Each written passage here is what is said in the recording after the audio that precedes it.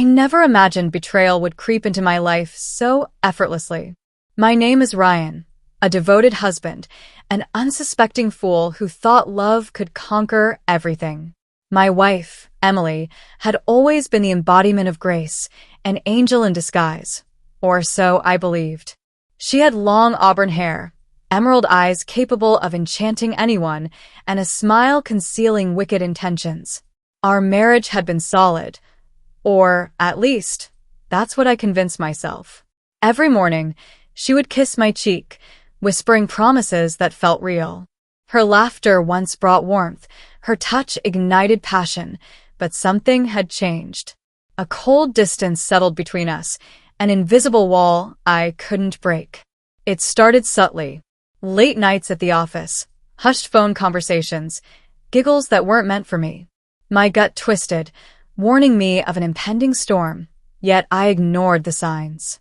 She dismissed my concerns with casual excuses, weaving tales of deadlines and exhausting projects. One evening, she came home glowing, radiating an energy I hadn't seen in months. Setting her bag down, she turned to me with a smirk, eyes dancing with mischief. "I'm going on a date," she announced. My heart stopped. "What?" She chuckled, waving a dismissive hand. "Relax, it's harmless. Just dinner with Nathan. He's been amazing at work, and I promise to hang out." Nathan. The name slashed through me like a knife. I had met him once, a smug, sharp-dressed executive who shook my hand while eyeing my wife like a predator, sizing up prey. My instincts screamed, but I kept my composure. "And you think that's appropriate?" My voice remained steady, but a volcano rumbled beneath. "It's just dinner," she repeated, brushing past me. "You worry too much." No argument, no hesitation, just cold indifference. That night, she left, wearing a black dress that hugged her curves, spritzing perfume she used only on special occasions. As she walked out the door, my mind spiraled. I refused to be a fool. Revenge brewed inside me, sharp, immediate, relentless. The moment the door clicked shut behind her, something inside me snapped. Rage burned hot in my veins, but beneath it lay a cold, calculating clarity. I refused to sit here like a naive husband while my wife paraded around with another man. Grabbing my phone, I scrolled through my contacts until I found Jake's number. He had been my best friend since college, the kind of guy who thrived on chaos but was always loyal to me. If there was anyone who could help me turn this betrayal into something unforgettable, it was him. "Ryan, my man, what's up?" His voice was laced with amusement, but I wasn't in the mood for small talk. "I need a favor. A big one." There was a pause. "What kind of favor?" I exhaled sharply, gripping my phone tighter. "Emily's out with someone from work. I need proof. I need to know exactly what she's doing and where she's going." A low whistle came through the speaker. "Damn, man. I always had a bad feeling about her.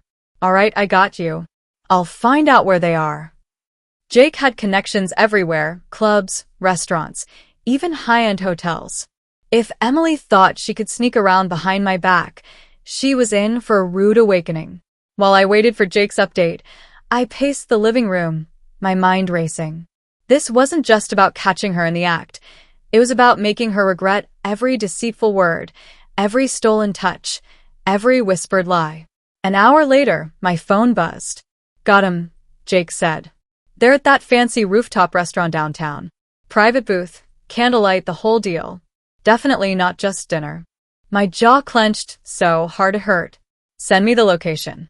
Minutes later, I pulled up to the restaurant in my car, parking a block away to avoid being seen. The thought of her sitting there, laughing, flirting, touching another man, it fueled my determination. I entered the building, my pulse steady, but my mind razor-sharp. I wasn't here to make a scene. I was here to observe, to gather undeniable evidence. I slipped through the dimly lit dining area, careful to remain unnoticed. Then I saw them.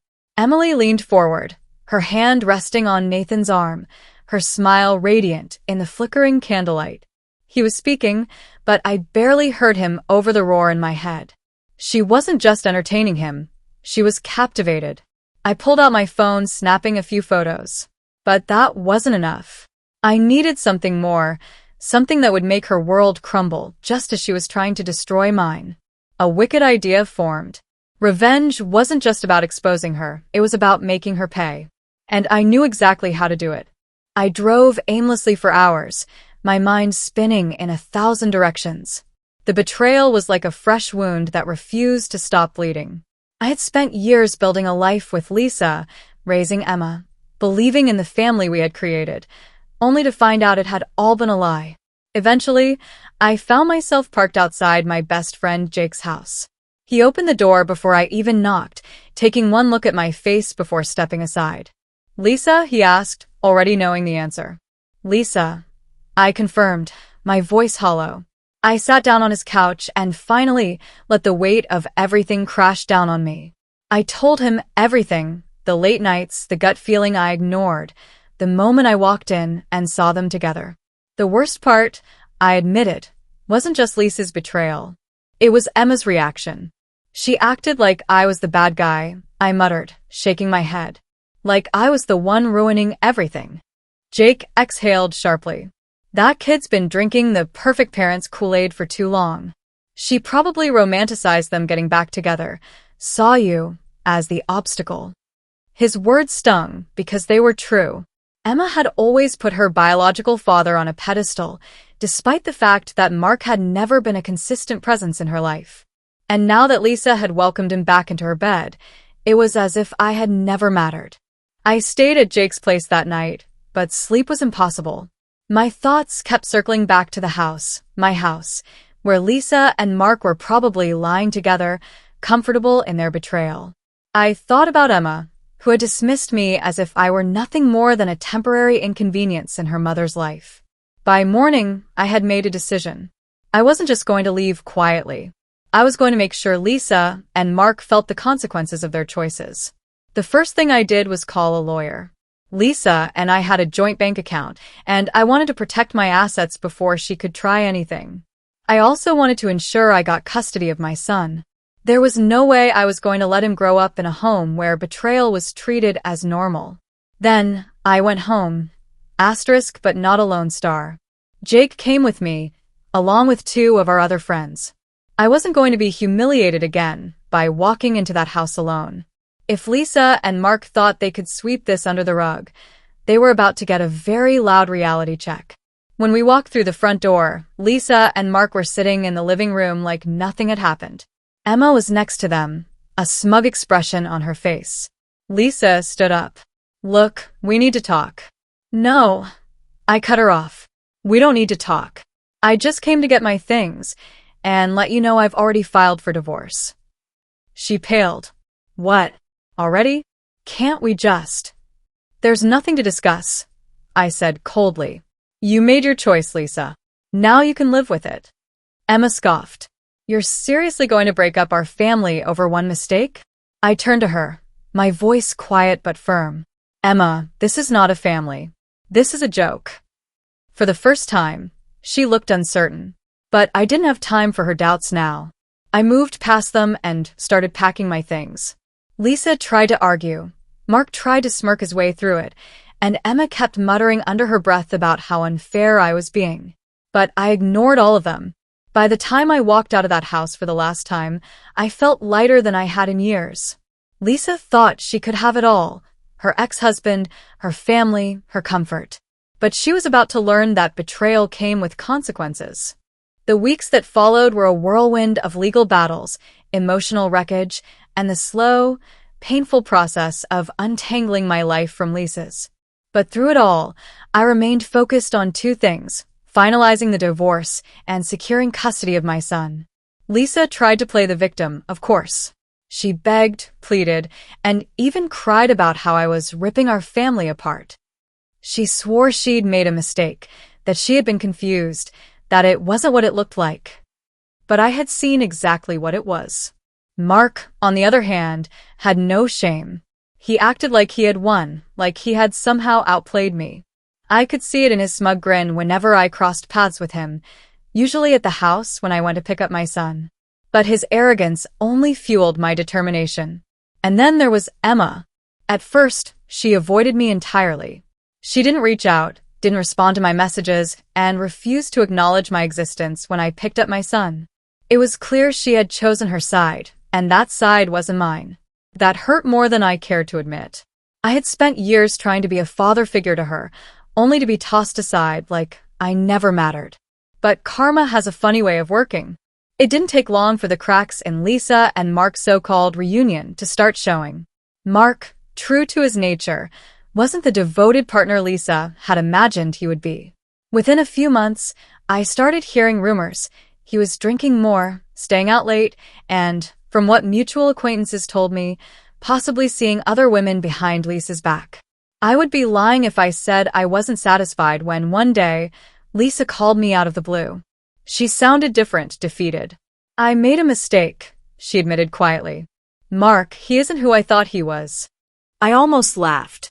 Almost. Really? You mean the guy who abandoned you before, cheated on you, and never put in effort as a father? That guy isn't reliable. My voice dripped with sarcasm. Lisa sniffled. I should have never. I cut her off.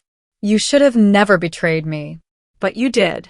And now you have to live with that. For the first time, Lisa had no response.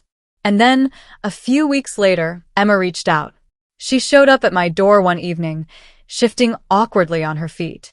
Can we talk? She asked, her voice unusually quiet. I crossed my arms. I don't know, Emma. The last time we spoke, you told me I was overreacting. She flinched, guilt flashing across her face. I know. I was wrong. She looked down, hesitating before continuing. Mark isn't the person I thought he was. And Mom, she's miserable. I raised an eyebrow. And what does that have to do with me? She sighed. I thought they were supposed to be together, you know? That maybe if they got back together, everything would be perfect again. But I was stupid. It was the closest thing to an apology I was going to get from her.